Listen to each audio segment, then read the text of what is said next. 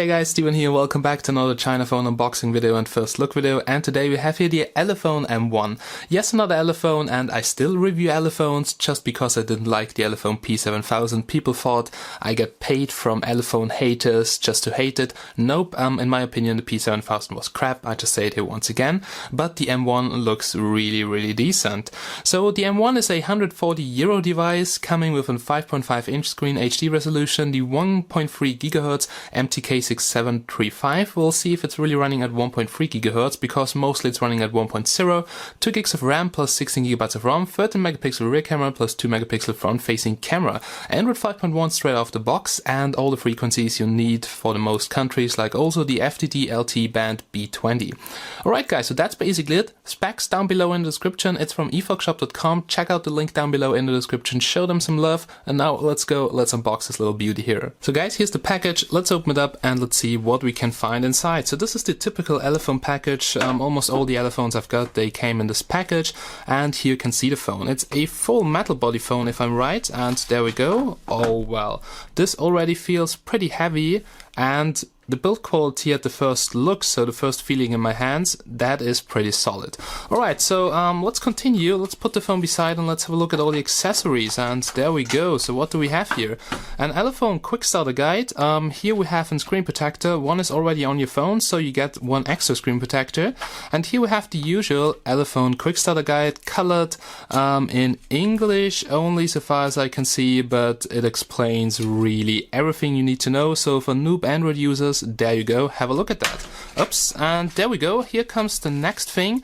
So here we have the charger, and yeah, I have already seen that charger on another Elephone, and this is the smaller ones and not the total big one which didn't fit in my power socket. So this one here looks good. So far as I can see, no quick charging, 5 volts, 1 amp output, so that equals 5 watts. USB port straight in. We have the European power socket connector for my country, so no problem to get this here in my power socket. Alright, and last but not least, there should be a micro USB cable inside. Oh no. Oh yeah, it's micro USB, because there were some rumors that this phone here is coming with USB Type-C, but nope.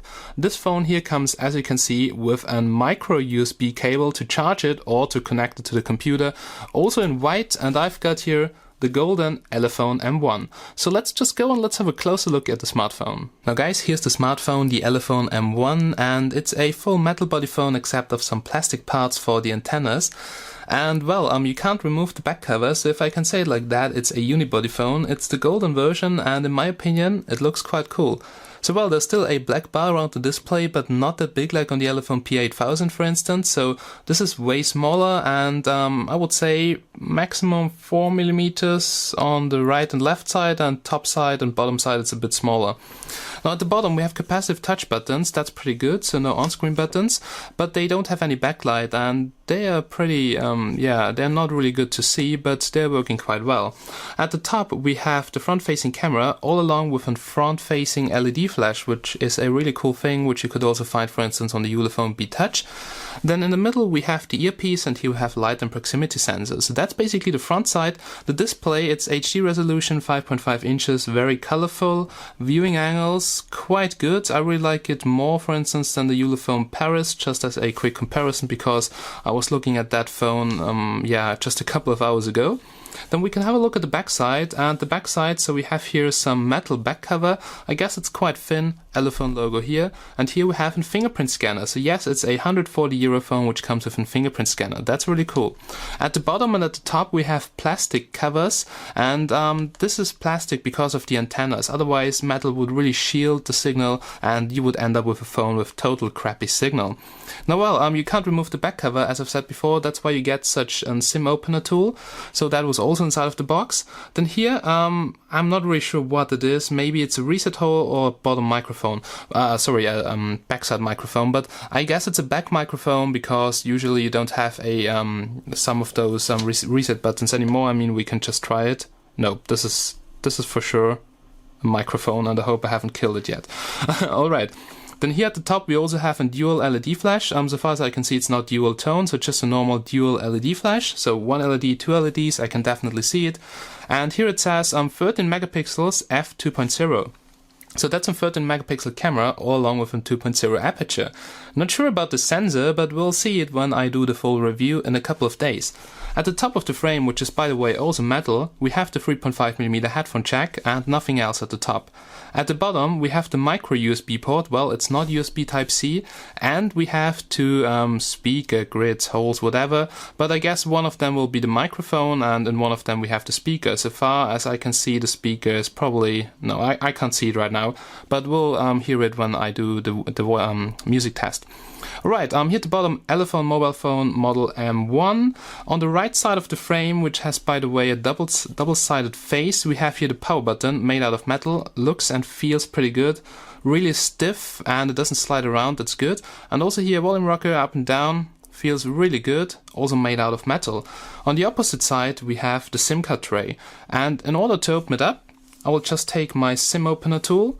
And there we go, so I can show you that quickly. And there we go, so let's open up the SIM card tray and now it comes out. So in there we have a TF card slot. Okay, that's pretty good. It's located right over here.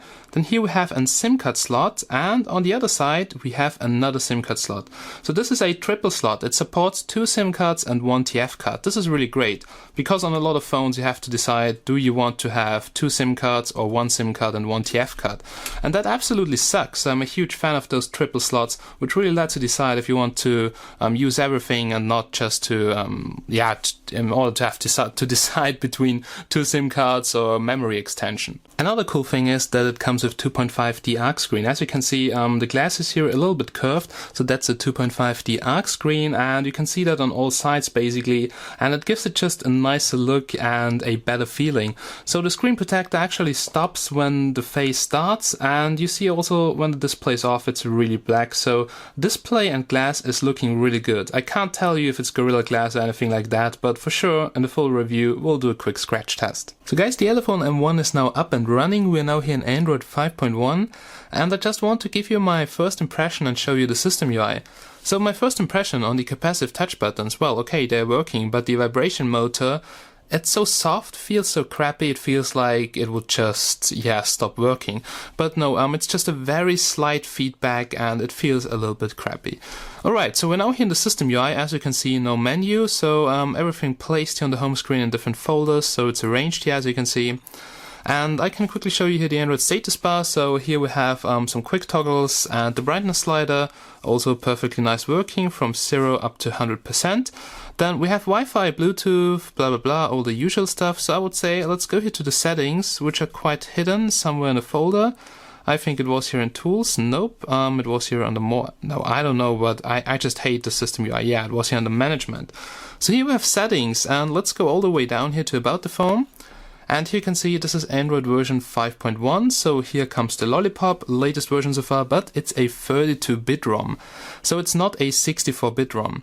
Alright, we have here wireless update at the top. We can just quickly check for an update, but I don't think there's an update because this phone is really brand new. Okay, it says your system is currently up to date. Then let's go all the way up here. We have Wi-Fi, and so far Wi-Fi looks average, so 65 Mbits, doesn't find the network of my neighbor, so the range is probably a bit limited. We have here Bluetooth. So far I haven't tested it yet, can't say anything about it, and here under More, nothing more, so no hot not in there. Then Home, here you can change the launcher. Display includes mirror vision, great thing. Here the storage. As always, Elephone provides one big partition. I'm really glad that they do that because you have here 11.5 gigabytes straight out of the box for apps and games. Okay, then let's go back here and let's have a look at, battery stats. It's quite, it doesn't say anything because I just received the phone and I can't tell you anything about the battery life. But we can have a look at apps running in the background to check out the memory consumption. And there we go. So this looks really good. Less than 50% of the RAM is used by the system and the background apps, so around 500 megabytes are used by the system and apps, and we still have 1.4 gigabytes of RAM for apps and games. That's pretty good. So we have here also GPS. We have a multi-language ROM, as you can see, so English, German, everything in there you need. Not the full Android language pack, but like 90%. Alright, that's basically everything here in the settings. As you can see, this is the system UI, so everything in here on the home screen.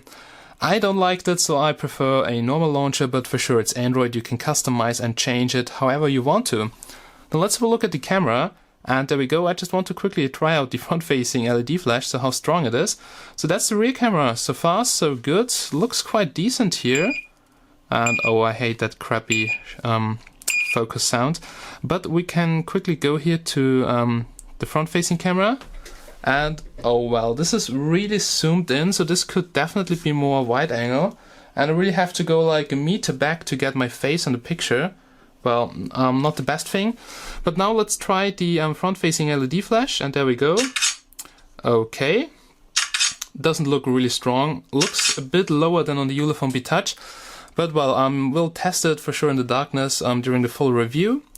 Okay, so the cameras, they look average, not too fancy, so I think the Elephone Paris camera will look a little bit better, but we'll see that in the final showdown. Alright, that was the camera. For sure, I also did some benchmarks, which you can find here in the More apps, and here's the Antutu benchmark, and there we go. And here you can see 26k points. That's almost as much as the octa-core MTK 6753.